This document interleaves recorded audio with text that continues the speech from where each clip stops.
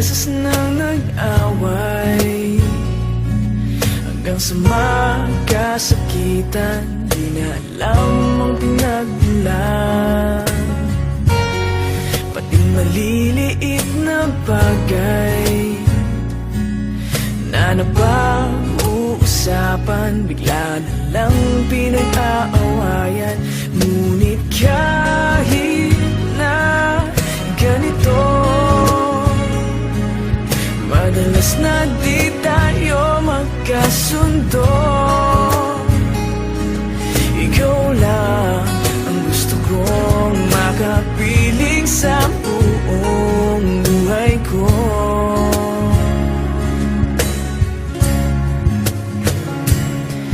Kahit na binabato mo ako ng kung ano-ano, ikaw pa rin ang gusto ko. Kahit na sinasampal mo ako at sinisip at nasusugatan mo, ikaw pa rin